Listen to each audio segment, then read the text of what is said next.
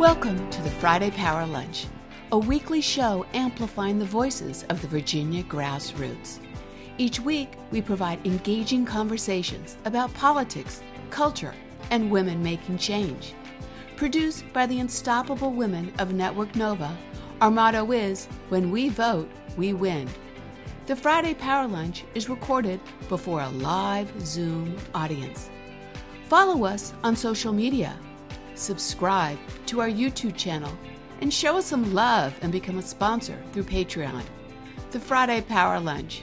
Badass women getting things done.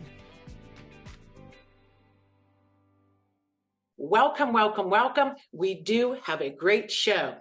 So yes, it is October 27th, friends, and we're only 12 days away from this big election. And welcome to the Friday Power Lunch.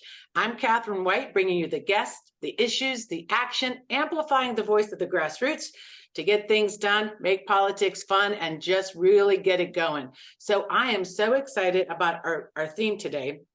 Voter vibrations, moving and shaking Democrats to the polls. We have with us Tom Bonier, CEO of the Terra Group and Senior Advisor at TargetSmart.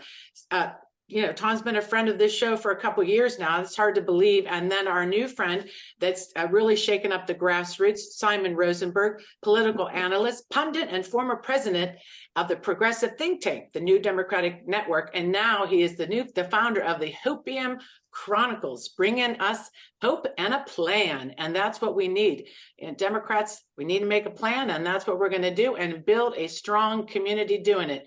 And also, we have Senator Lucas with us, but she's just been called into a conference, and we'll see later if she can pop in. But we will roll with it because we're excited because we have two great candidates here with us today. Rodney Willitt, a delegate out in House District 58, and the wonderful Rachel Levy in House District 59. And they're going to be telling us about their races, what they see on the ground. So we're so excited and grateful you're here today. And before we get started, I want to make sure that some of you are new to the room. We're Network Nova. We're the badass women getting things done. But we also have some rules in the room, and that means use the chat and get information out there. Use it the way you want. But if you get a little nasty, the big boss up there, Stair, will kick you out. So be cool. And then after chat. This is going to be a lot of interest today because after chat, we have to address what's happening. There is a alarm going on in Franconia District. We had a school board member get disqualified because the Republicans got this ballot in front of a judge and disqualified her, and has disqualifying the voters as well with that. So we hopefully will have somebody from the party coming in to talk about that particular race with Marcia John Cumming. They've taken her off the ballot, and it's crazy. So the after chat, we're going to talk about that. And we hope that you'll support the show. We do this every week, bringing you the fun, bringing you the action. And also you can become a patron of that by joining our Patreon community. And thank you to our new supporters, Jeff Person, if you're in the room, our friend, Delegate Sam Russell, and our also badass summit supporter, Harriet Hirsch. Thank you, Harriet, for always bringing it. All right, so I want to bring up Fennell, and I want to talk about what we're doing to move the earth with our 15-day of action called Pink Virginia. Let's talk about what we kicked it off with women talking to women. Oh my goodness. I was so excited. So women talking to women, and there's a bunch of them right on this call right now. So the goal is to actually get to 100,000 women. So we'll get there. But on Tuesday night, we kicked off and we talked to 10,600 women. That's why that early vote is showing up, picking up, because we made all those phone calls. So there's a whole bunch more to go. I'll let you talk about some of the other activities coming up. But you love the dialer, right, Catherine? That's your new favorite thing.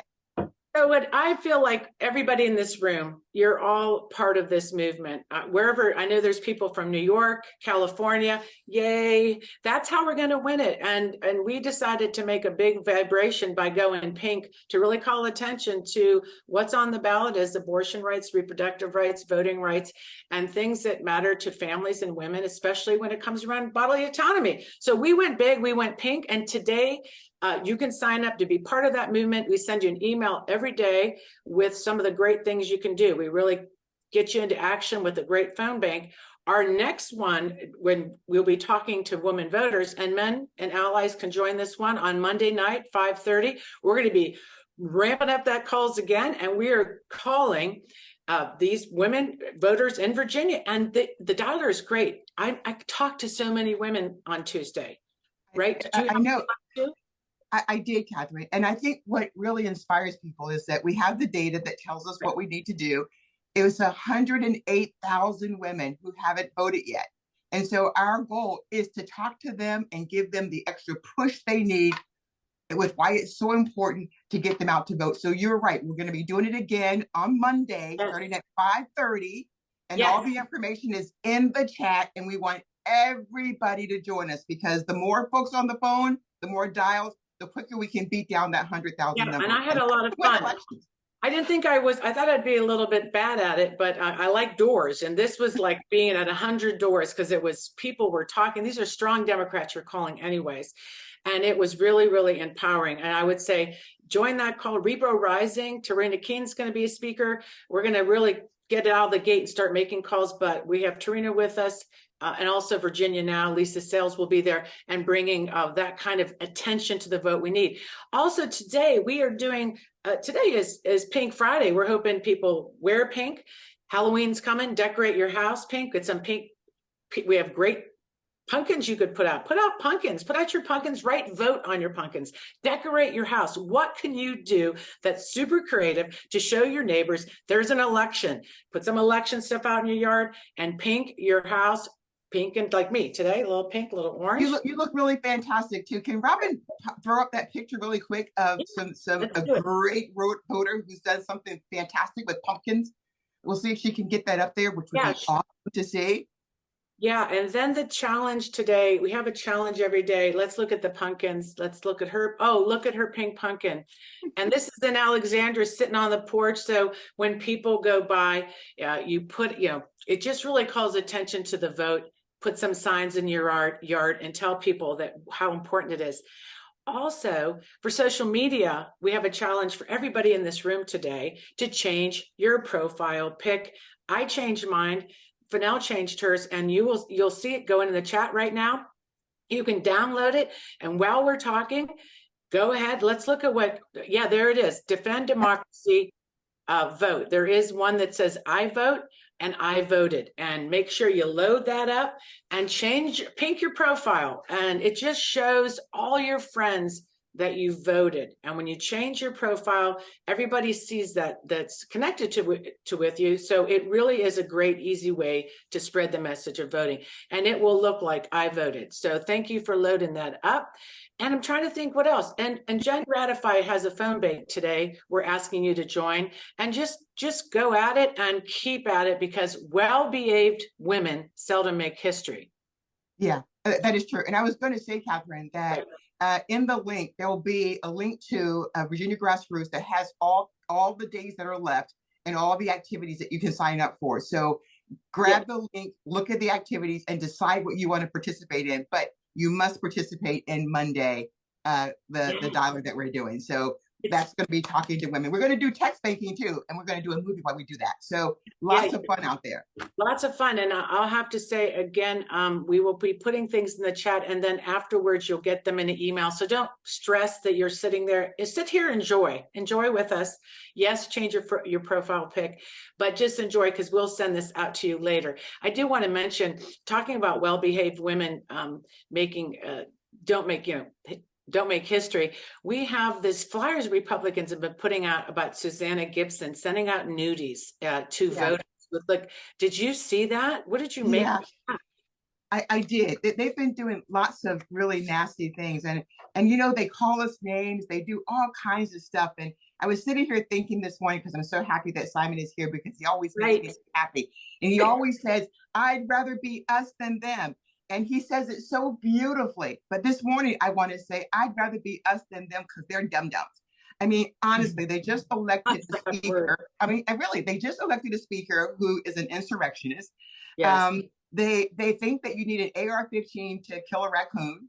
And so I'm just saying, I'd rather be us than them because they're just dum-dums. Yeah, I agree. I mean, when we see Mike Johnson, I think Simon will probably tell us a lot later when we want to unpack some national stuff, how it will affect. I'm really interested on the impact of Mike Johnson, who, you know, basically is this theocracy coming at the handmaid's tale. Like, if you want to write it, we used to kind of tease about it, but I'm like, oh shit, it's at the door. You know, it's inside the house, as Stephen Schmidt said. It's not even at the door anymore. I know. You know, so yeah, this is, I can't wait, because Biden, we'll talk about Biden and some of the good notes around that. So very excited. But yeah, when it comes to what Republicans are doing, they'll cheat, lie, and steal. And I hate to say that, but it's true. What they did to disenfranchise voters in Franconia, but by taking this candidate right before an election out of the, off the ballot. So the 3,000 people that voted, their vote doesn't count, and they don't really care. They did it. And Susanna Gibson, what they're doing to her, they don't care. They you know, they're sending this out. But I want to say something before we get off. It's about your I know. I want to say something too, but you go first. Your newspaper ad. I want to show. Oh people you have done. Go ahead, Robin. Show us that newspaper. So two things. So what we do really matters, and what we all do together here really matters. And so this is our little District 100, and you guys raised the money for a full-page ad in our paper that everybody reads. You guys on the phone did that. So this is the ad that went into the paper. It'll be in the paper again this week. And with the help of Rural Ground Game and you guys at Network Nova, this is their ad. And everybody's talking about it, and we're just so proud. And then the last thing that I would just say about the Susanna Gibson race, we should not lean back and say, oh, this is terrible. We should lean right into it and just say, you know what? She got a great figure too, right? And so they want to see it. So I'm just saying, we should not shirk away. We should just lean right into it and make sure we support our candidates wherever they are. Yeah, we have to. There's no time for clutching pearls, that's for sure. And so I'm excited. I can feel our exuberance. I'm sorry for like super over chatty, but I feel so energized and pink. And I'm just like, okay, let's get to what we want, why people are here, why the Hopium membership has come into this room. We're all in a nice grassroots family. And having Tom Bonier here to talk about the voter file, what he sees there, what he sees going on. Let's just get to Tom. And Tom, I know you're a little sleepy, but that's good. Maybe, you know, it just will open up your mind of all this energy. Let's just introduce you again. We met you, I think, back when I saw you on Twitter, and I'm like, who is this TargetSmart guy? And we met back there in that election and really started to understand how important data is and how you folks look at it, and how we can really sort of look at what maybe voters are doing, or where the energy is or isn't. So you are now, you're now the CEO of the Terror Group, and you are the senior advisor at TargetSmart, and you have some a public-facing website people can look at right now on TargetSmart to see what's happening in Virginia. So thank you for doing what you do. It's great.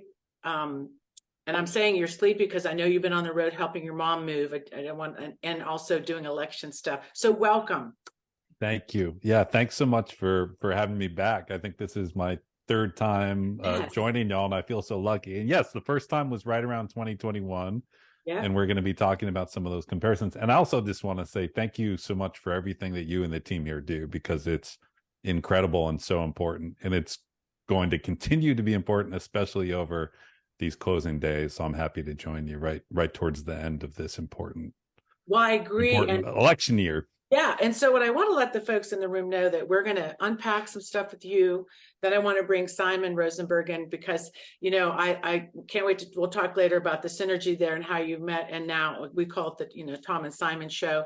But let's just let's talk a little bit to give people context in the room about what TargetSmart does and what you have been doing around data and analysis and so on. And just sort of tee that up so people understand what you do. Yeah, so TargetSmart at our core, we're a data company, democratic and progressive data company. So we build and maintain a national file of every registered voter, and then even unregistered voters. where we compile as much information as we can to help campaigns and organizations understand who these voters are, what issues they're likely to care about, and what really is most likely to work with these voters, helping them determine if there's someone that they should be targeting or not. So it's a whole lot of data. We do a lot of work with folks in Virginia, and we're always adding, basically, as campaigns modernize, we're modernizing the data. We're actually just launching a new digital version of it this fall. So yeah, that's the core of it. It's data, data, data.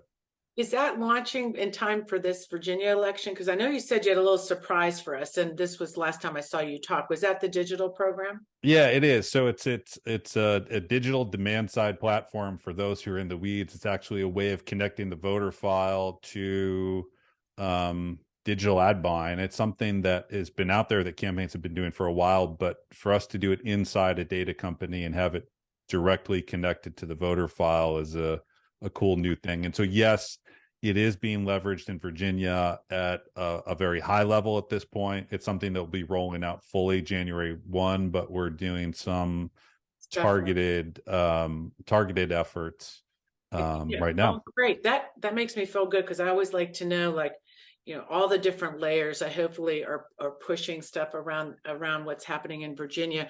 So when you are, again, when we talk about data and we talk about polling, and I think one thing you and Simon became famous for is how people weren't looking at the data in the midterm election, and there's the prediction and disinformation on this red wave.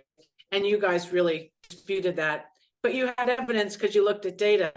So looking at the data now, I mean, it's so important. I know people get freaked out. They hear the polls, look at the data. So what should we be looking for? What are you seeing when you look at the elements you're looking for in the data right now that for this particular election in Virginia?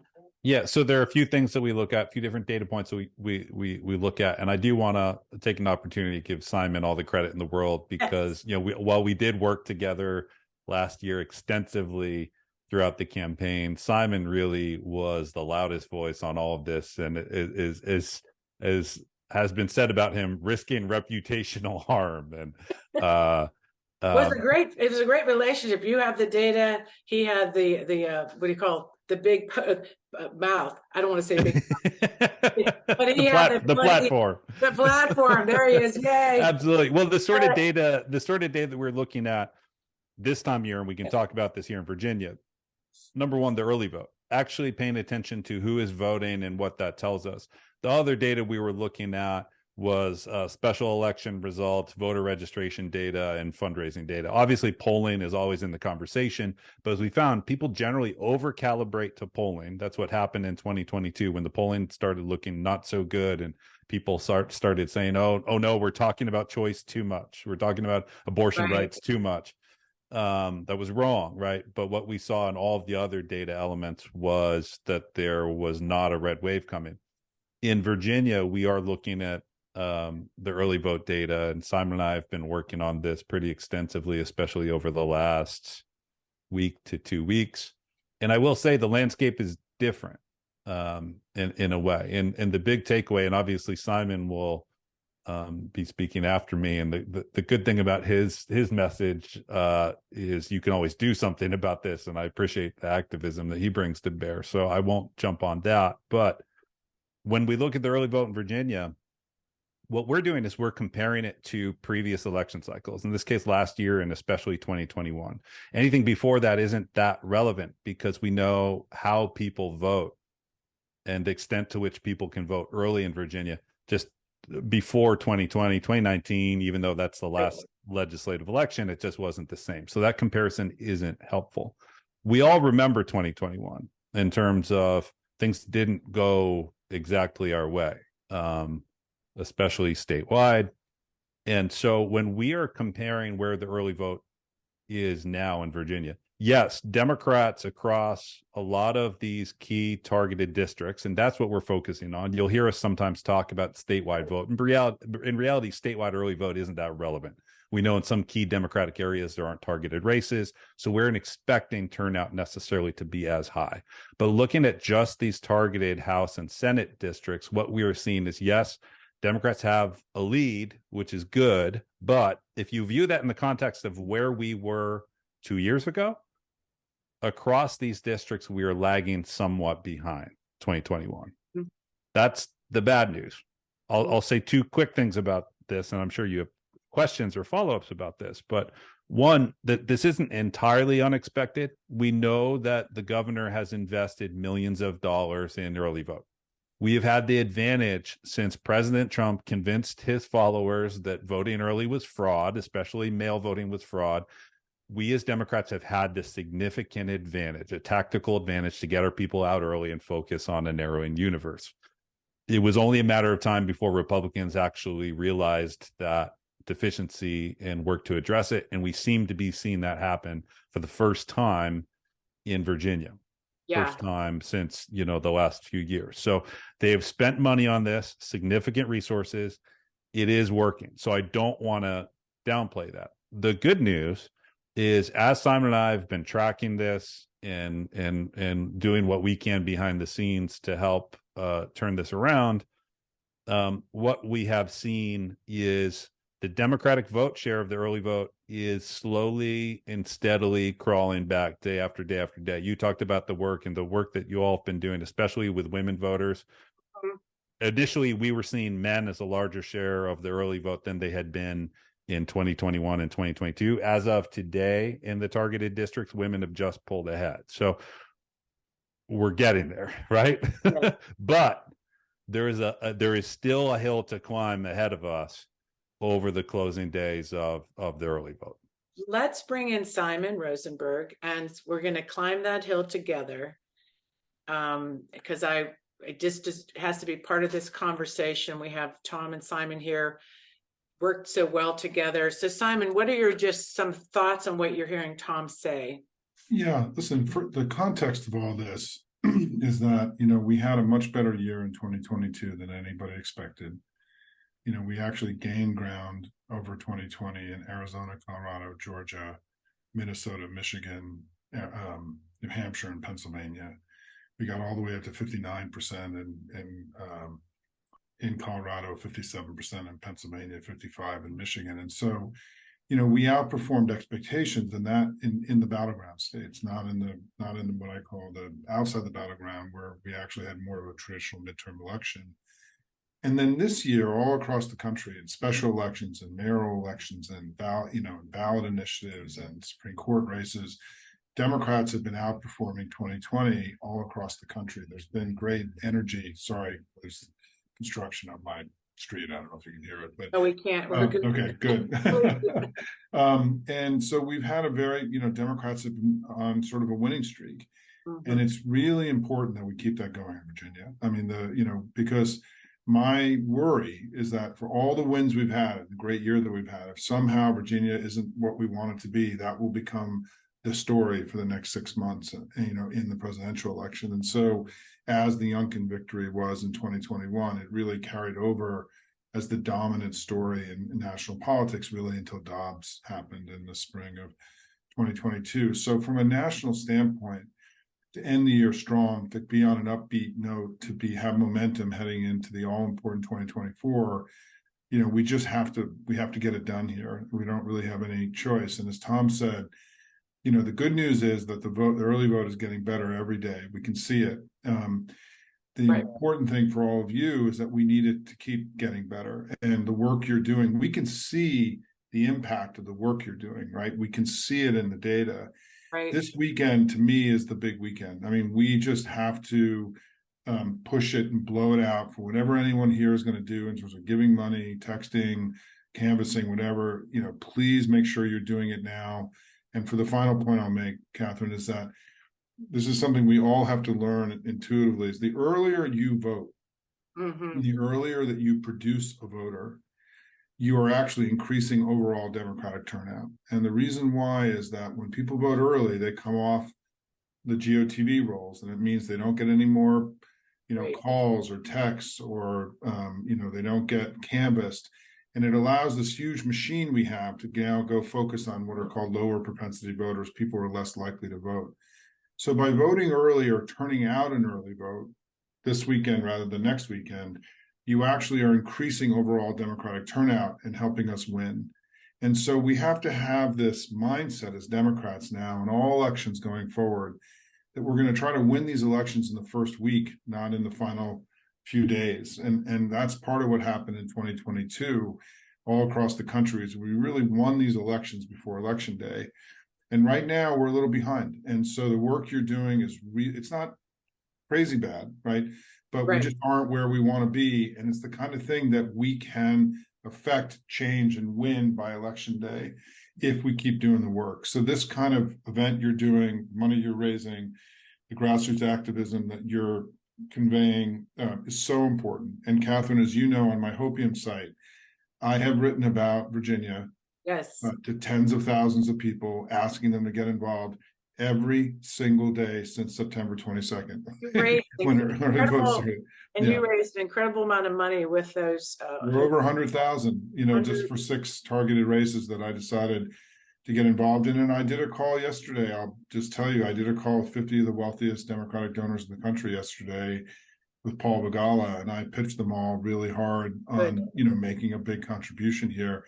I just got off the phone with the DNC a few minutes ago. They just raised an additional $350,000 just yesterday and this morning that are going all into targeted races that are coming from the DNC. The Democratic National Committee, let me pull this up just to give you a sense that the cavalry, you're not alone, right? There's national forces. The DNC has been very focused on calls and texting.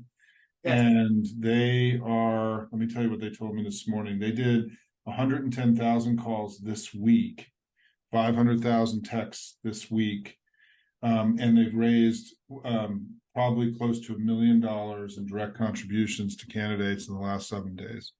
So the National Party has really shown up for all of you to help support you. And I will give you credit for, it's these relationships that you build over the years. When 7 years we've been really working hard on this, the people in this room, I see Mark Lazar, I saw Mark over in Roanoke. We've made friendships now across Virginia, and this is how why we've been successful is its relationships. And meeting you and Tom, and then working together like right now, and that you're able to sort of reach in these places I can't tell you how that will make a difference. And I just thank you for that. So Tom, I'll go back to you. And when I think about all this money being raised, and I'm appreciative of it, it seems like to me, a lot of it has to be strategic. We saw last time we raised a lot of money when the governor McAuliffe was running too. Money doesn't always it's how you use it, and like the plan and strategically how you use it. So how does so is that helpful to you now? Like, do you see that they're a change in plan, how they're putting this money out there, or are they doing just predictable things to it? Are there ways to say like, yeah, we need to raise money, but this is what we really need to do with it? Because I think what I don't see happening is the threat level up, like in Florida when DeSantis was running, and we had in Michigan the petition of abortion on the ballot. So on the larger level, Youngkin is playing the threat really low. He's not DeSantis. So making the threat level in Virginia feel it, that there is something that, is coming at us, and we have to get out the opportunity to vote. What are your thoughts on some of those things? I'm just throwing out there, but that's really bothering me as an activist. I'm like, I feel like I just don't feel it rising. It's coming now a little bit, but the regular voter has to feel it. So what are you thinking about? Well, those are the stakes. I think you framed it perfectly. And Simon was talking about 2022. And when we look at, Simon mentioned the states where Democrats overperformed, right?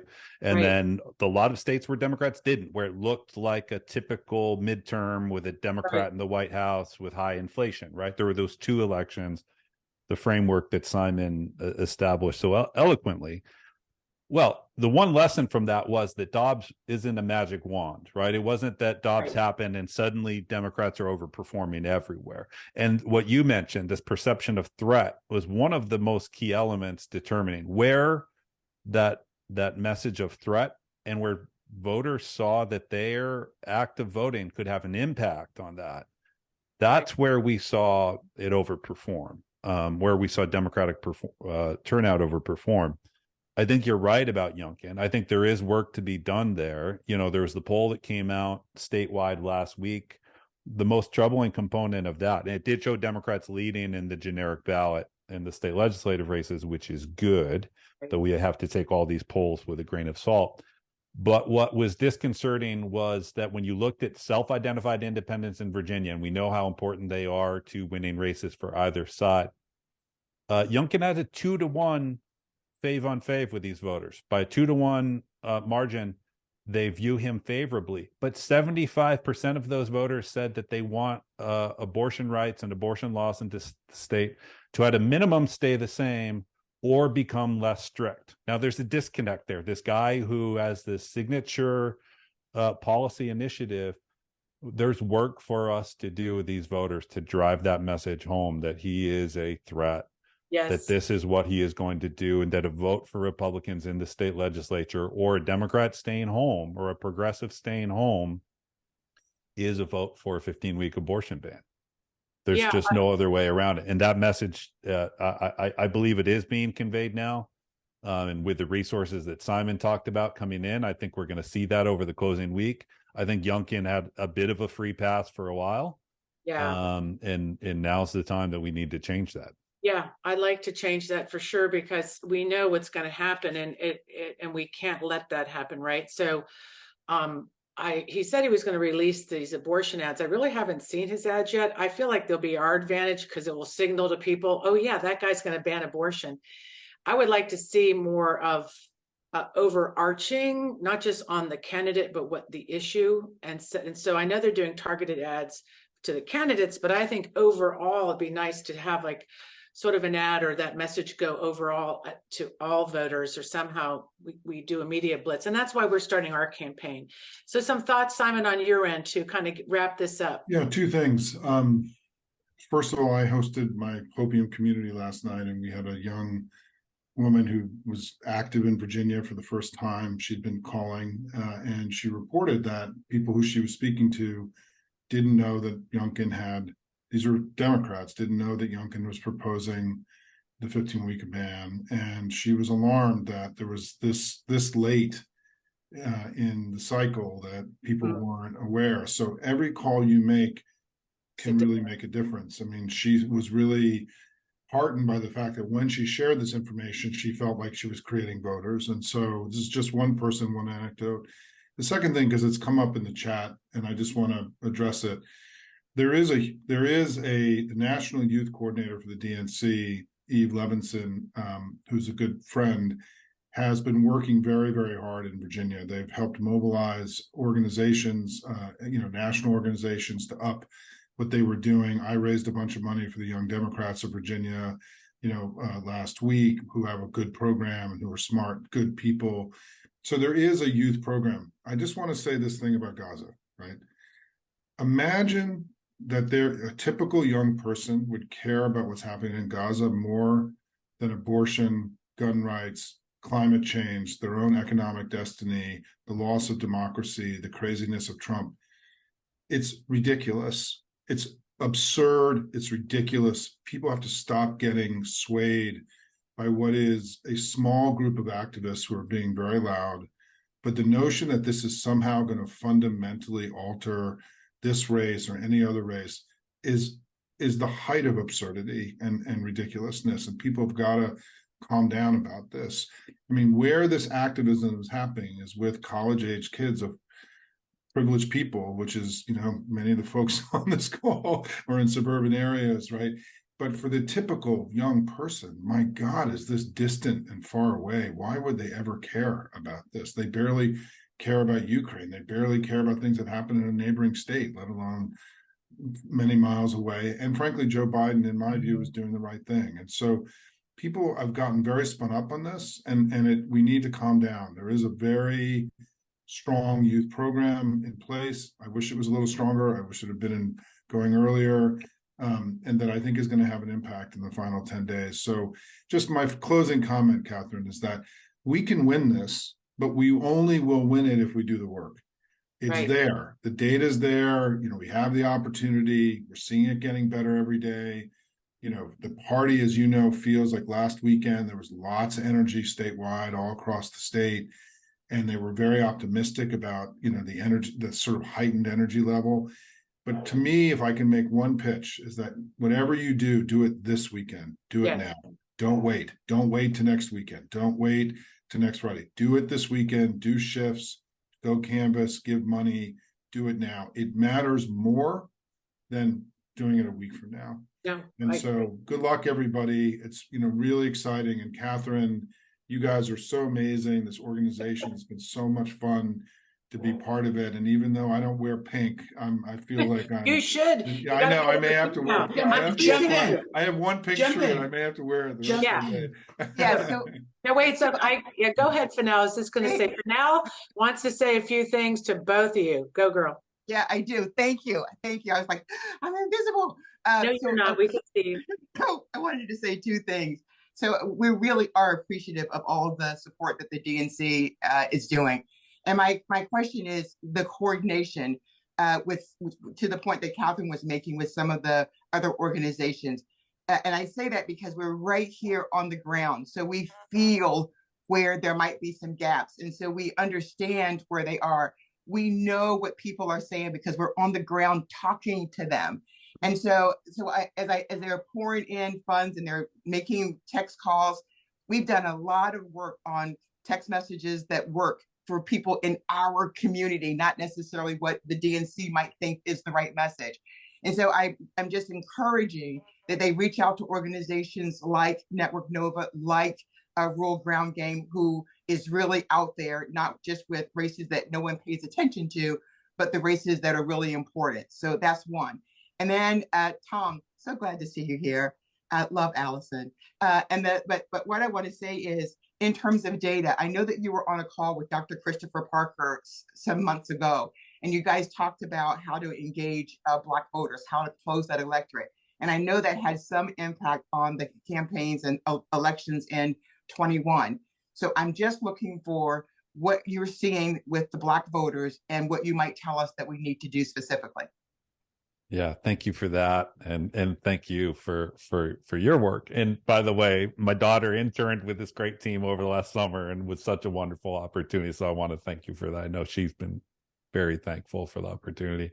Yeah, the research we did, working with Doctors Christopher Parker and Christopher Towler, focused specifically on Black voter engagement, something where we've seen in some national races, especially among younger Black men, we've seen lower turnout. I think one of the bright spots, and when we look at the early vote, because we've talked about how generally Democrats have been lagging behind the last 2 years, the turnout, especially among Black women, has looked better than last time around. I think reflecting the organizing, the research that we did with that great team focused on the notion of existential threat, which is the reality of what we've been facing since Trump came down that escalator in that shopping mall 8 years ago, is that when the messaging focuses on the reality of the existential threat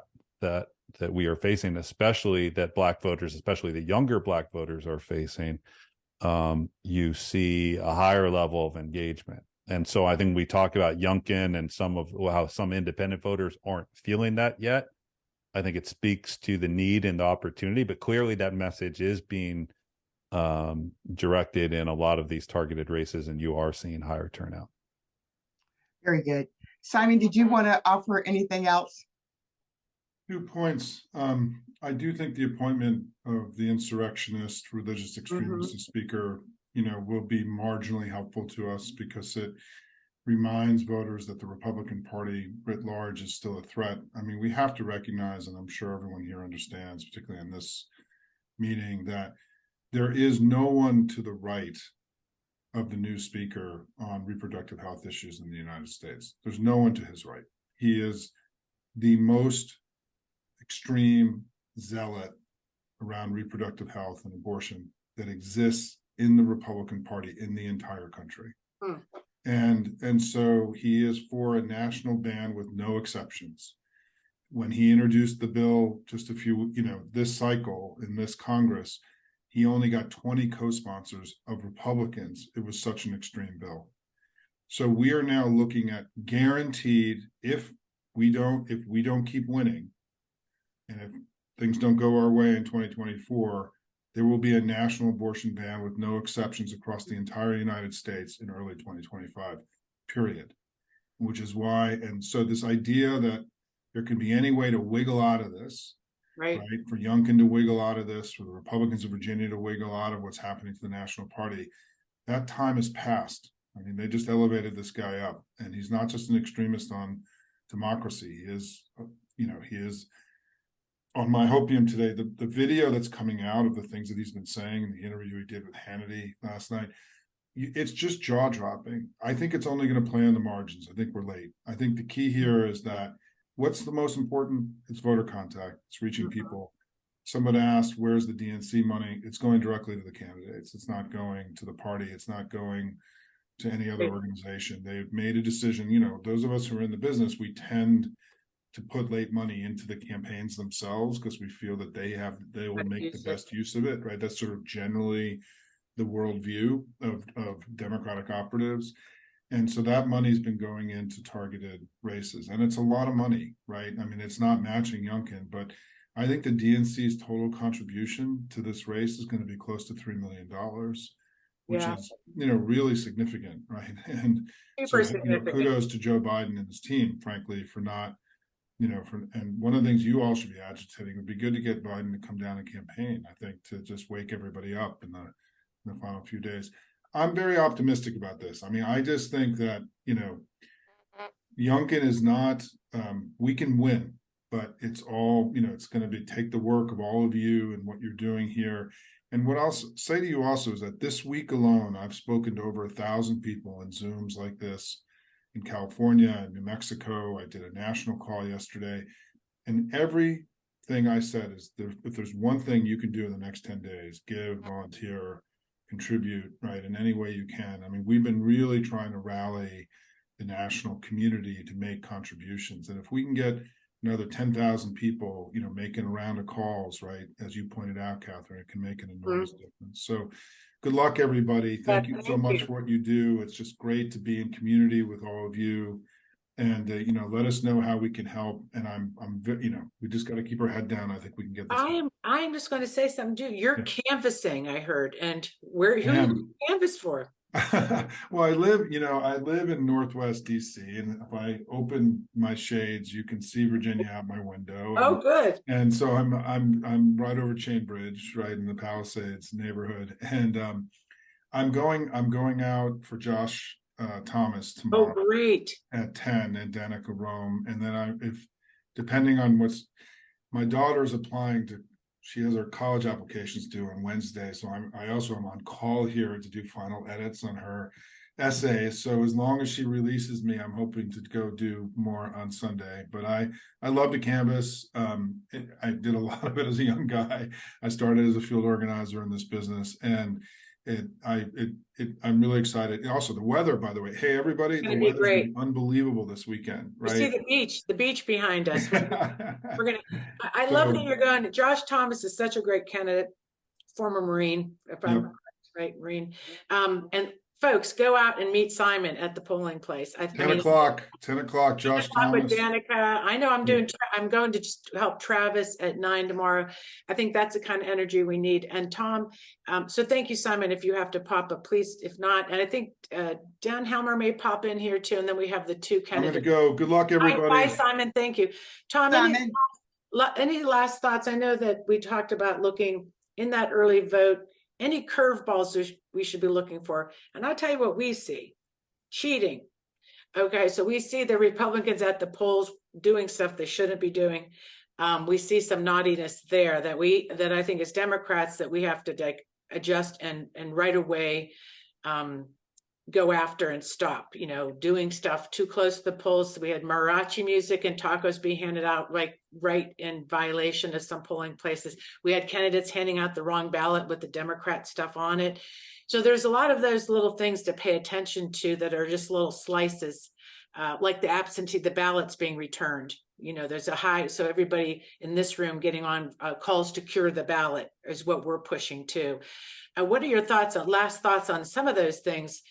We had a lot go on, redistricting, a ballot that used to be our bread and butter now being returned because of the birth date and social security number. Some of these anything else that we should keep our eyes on, and that we can really kind of turn it around real quick if we need to. Yeah, the last thing that we haven't really gotten into, but I wanted to mention, was the youth vote. I think everything you just mentioned, incredibly important, especially just given the resources that Republicans are putting into their efforts. We know that their mobilizing efforts often look a heck of a lot more like voter suppression than mobilization. We know that's the Republican playbook in Virginia and elsewhere. And so being aware of that is important. But the youth vote, we remember in 2021, when I first joined, one of the things we talked about was this so-called silver surge. It was one of the big surprises from 2021 is that the overall electorate was just much older than been in the past. And the challenge obviously always is, how do we engage our younger voters and get them out? And so, echoing everything that Simon said, I think especially this weekend and over the last week, focusing on the youth vote and getting them out, because there have been issues in terms of how do we engage our younger voters where there is cynicism now. And it is hard to break through with so many different national issues. It's hard to break through the noise and lay the stakes out. And so, it's going to be critically important in the youth vote. In the early vote. We have seen the youth vote lagging still, even behind 2021. Again, in the last handful of days, it has been coming back and it's showing signs of recovering. We need to surpass 2021 with the youth vote. I'll say that being on the door is one thing that may be interesting for you to know, is that most of our voters now are getting into no early vote. They don't like to do it early like we did, because they like to go, the satellites just opened. I'm thinking by the time we talk next week or look at the data this week, it's going to really show something, because most of my doors said, oh yeah, I'm early voting, but I'm going to the library. I'm not going across town. They don't want to. So I think that that's important to see too. So thank you so much, Tom, and do stay in touch, and we just really appreciate your time, and get some sleep. I'll try. Thank you all so much. I appreciate everything you do. Keep it up. Right. Thank you. Okay, everybody in the room, how exciting is that? I want to say again, Robin, if you can show that graphic of, oh goodness, show the graphic. Here he is. Dan Helmer, you have two wonderful delegates candidates are here. We have Rachel Levy and Rodney Willett, and we wanted to have a few minutes with you to we've been rallying the room. Tell us your thoughts coming into this early vote weekend to get people inspired and understand how we can help. I'm so excited, Catherine. Thank you for having me on again. For those of you who haven't met me, I'm a delegate from Northern Virginia. I'm campaign chair for the House Democratic Caucus. So I get to see every day how things are going. I've heard all of the energy here. I am feeling the pink out the vote right now. And I will say that we just have a tremendous opportunity. Guys, they are on the ropes. And I know it's not like super PC as a Democrat to want the knockout. I don't want a technical knockout. I don't want a decision. I want to pound them on the ropes until these election denying people who have put in the speakership of the United States, third from the presidency, someone who was the architect of attacks on our democracy. I want them to suffer a knockout on election day. And we have a real opportunity to do that. We can see how scared they are right now. Yesterday, the governor was in Blacksburg campaigning against Lily Franklin. Oh my! This is a Trump Youngkin district. a Trump Youngkin district, and they are out there campaigning. Why? Because they see what we see. We have the energy, we have the message, we have people like you who are going out there. And the only way we aren't in the majority, the only way that November 8th, all of us is looking and feeling like we felt the day after Trump got elected, the day after we lost the majority in Virginia, is if we take any of it for granted. So if you go out there and vote, if you go out there and donate in these last few days, because we've told the candidates no more call time. We've told them, like, we're going to raise the money for you. So if you go to secureprogress.org and send me a few bucks, I will get it right to where it's needed. But whatever it is that you can do, knock doors, talk to voters, make those phone calls. We can have a knockout night. We can't just get to 51. We can get to 55. We can get to 56. And it's all on all of us on this call. So, Catherine, I'm excited because I know what we can do for Virginia. I know what we can do to get the majority back. I know I can't wait to see Rodney Willett come back because he's out there knocking doors every day. I know that Rachel is running an incredible campaign. I know that we are ready to win this, and there are going to be a lot of surprises on Wednesday. I can promise you that. And I'm so excited that you are going to be a huge part of delivering those surprises. So keep up the work, everybody. Let's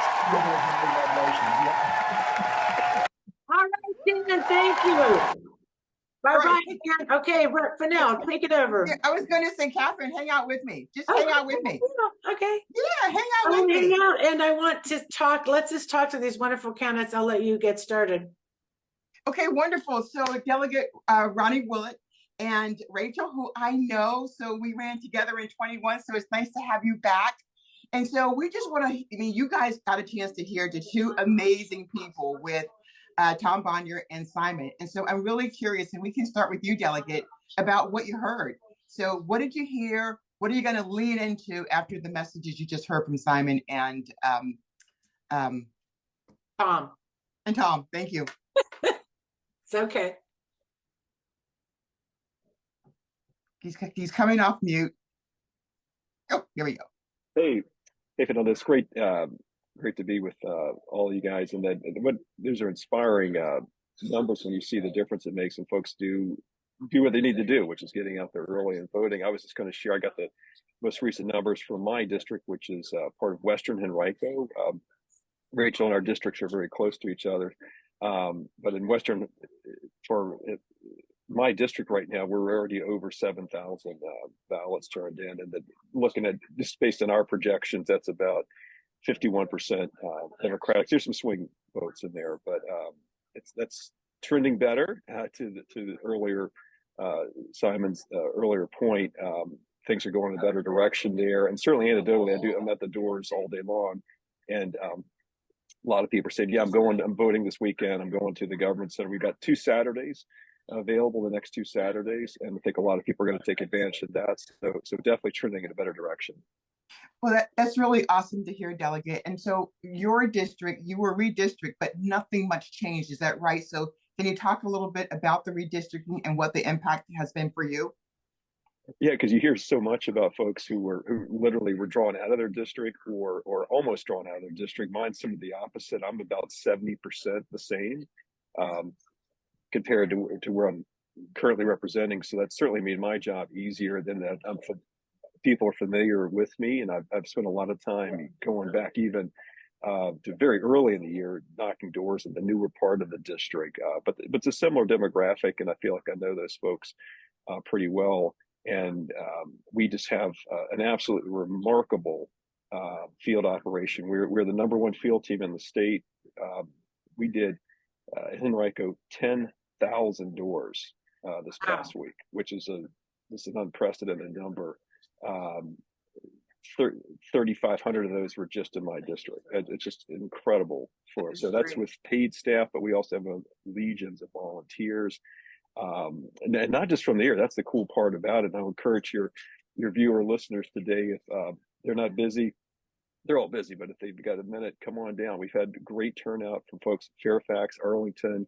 I've got friends coming from Baltimore down to knock doors for us. So it's been super, super helpful just to have an army out there knocking the doors. And I think that's what's carried the day for us. Certainly my past two elections, which were very close ones, it's still a split district then as now. But the door knock is what carried the day for us, and bringing in all those folks. So welcome more volunteers here to Henrico. So you know what I think is really awesome about that is certainly people coming in, but you said you got friends. And I think that sometimes candidates forget that your friends and family, if you just ask them to come and help, you'd be surprised at how many of them will volunteer to come and spend a weekend with you and knock some doors. So I love that. Yeah. So be careful who, you know, my friends always say, it's like, be careful who your friends are, because they make you do all kind of stuff, right? Like, so Rachel, you're speaking of a friend, Rachel, I know that, let's just talk about your race. How's it going? How are you feeling? What's going on? I'm feeling great. I just want to say thank you for having me. It's great to be back with Power Lunch. So I am running in the newly drawn 59th House of Delegates district, which is parts of Louisa, Hanover, and Henrico counties. And the part of Henrico County that it's about roughly a third each, although probably 50 to 60% of the Democratic or lean Democratic voters are in Henrico, and that overlaps. This is why I'm part of this power pack. It overlaps with SD 16. Where Skylar Van Volkenberg is running. So that's my connection here. And actually, speaking of early voting, the 59th has been in or near the top 10 of House of Delegates races for early voting. 10% of our entire voting population has voted early, and that the state average is 25%. And we push early voting hard. We did that when I ran in 2021 in the 55th district. So the 55th was more conservative, more rural. It was half of Hanover County, most of Caroline, a few precincts in Spotsy. We won the early vote in 2021, and we pushed that hard. And so we've helped to develop a culture of early voting here in our part of Hanover, and the people in Louisa are also voting early. And I want to say one thing though about my race, because I'm not a targeted or battleground race. So all that money that goes to the DNC doesn't come to races like mine. Right. I raise every single dollar myself. I do get, some help from some organizations. So please, and one reason that we didn't do so well in 2021 is because we didn't invest in races everywhere. We have to run strong everywhere. And it's not just the races you're investing in, it's the voters, right? We have to show up for our voters and would be, could be, should be voters everywhere. And that's why going to events such that Finale was talking about in the beginning, the 100,000 women strong is so important, because those get out the vote and make calls in races like mine that don't get all the attention, that don't get all the donations. So please, and races like mine are much cheaper. A race like mine costs what, $7, $8 a vote versus, between $20 and $25 a vote. So please make sure you're giving to candidates everywhere. I know Pam Garner is here on the call. I know Kathy Beery is here. Please give to candidates everywhere. And so I'm really pleased with how we're doing. I see doors opening to me that I didn't see before. And some of the stuff that flies with my opponent. Speaking of which, my opponent, a piece came out in Blue Virginia. I'll post it here in the chat about my opponent that shows tons of evidence that he doesn't live in the district, and nothing is being done about it. Yeah. So I heard about that. Yeah. Nothing is being done. No one's. Not that I can tell. I mean, local officials are protecting him. I won't go on too long about it. I'll post the piece in the chat, but as opposed to like Democrats who have, for frivolous reasons have been removed from the ballot. Yes. Yeah. So I know. So Catherine, I'll let you go. But I was just going to say to Rachel, we got your back, and we know that races like yours and a whole lot of other folks who are on this call, they matter, especially when it comes to 2024. And so that's why it's so important. You might have races that are the races that we have to win, but we must invest in these other races too. So we are right there with you. I do need to give a big shout out to Skylar Van Volkenberg, to the coordinated campaign SD16. I'm not part of the coordinated campaign, but they have included me and my campaign as much as possible.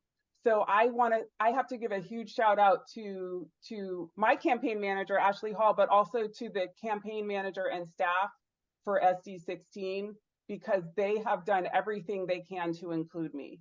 To include my race. As it should be, Rachel. I think we're trying to change the culture that has been here for years, that, you know, when we started going to red areas, people are like, why are you going all the way down to Southwest Virginia? No, we have created a culture now. You see people showing up everywhere. When I see somebody traveling all the way down to a different part of Virginia outside their bubble, I'm like, we have started something, and I think we should give ourselves a pat on the back for that. Yeah. We believed in planting blue seeds, and we pushed our party to do the same. And now we're trying to really push those investments into these races. So we're totally there with you on that. So I just want to say something to everybody in the room. If you're running for office right now, you're on the ballot, put your hand up. Let's see it pop to the top of the screen. How many candidates do we have in the room? I'm just curious if we have any on the, I just want to see the room. Who do we have in? Okay, we look at that. We have some. Right. Yeah, I got to put my gallery on so I could see who's popping up. Yeah, me too. Rachel, oh, Jeremy Rodden's here. Oh, Esther Nizer. Nice to see Esther. Pam Gardner's here. Awesome. Well, good, because you can stay in the after chat if you want to say a few words. We're going to wrap up our show. So candidates, stick with us. We'll do some reporting out. I know that we have a candidate. We're worried about a school board candidate that's been disenfranchised. And like Rachel said, you know, we have to make sure that we are fighting for every vote. So thank you both for being here. We really appreciate it. And last, Catherine, let's talk real quick. Everybody stay here for 1 second. We got important things to say. Go ahead. I was going to say, I'm going to let you bring us home. So I'm giving the mic to you. Okay, so what we're going to talk about real quick is if we can talk about this, the 100,000 Women Strong. We want everybody to come, men, women, young, old, let's do it. Call these voters. And I'm going to say, I'm not a fan of phone banking in my years prior, but they've improved it so much. In this particular dialer, I loved it. I just wanted more. So more cowbell, please. Sign up for that Monday, 100,000 Women Strong Royal Ground Game. We'll be there. We have Lisa Salesby coming with Virginia Now, Tarina Keene from Repo Rising. So much at stake. Please also sign up for the Pink Virginia campaign, our 15 days of action. We will be sending you every day cool things, cool graphics to share, cool, just really simple, also inspiring quote, something fun to do, something easy to do, a fun activity. And also we're just taking a few things like specific phone banks that will just put you right into action. And this weekend, pick a canvas and go canvas, hit 50 doors if you can. And this way you'll get your steps in too. So I wanted to make sure that I said thank you to all our guests. What a great show today. And don't forget about us. We should put ourselves first. As women, sometimes we don't, but become a patron. We have a Patreon subscription for $5 a month, $10 a month. So we have sometimes $25 a month. Join us, support us. We love it. And stay for the after chat. Follow us on social media. And thank you to the wonderful team here. Let's roll credits and go right over to the after chat. And one more thing, next week, voter rally. Congresswoman Jennifer McClellan will be here. Conley, Beyer, I'm forgetting there's another congressman in the works there, but we're going to have a big voter rally next Friday and we're going to pink out the vote. So join us.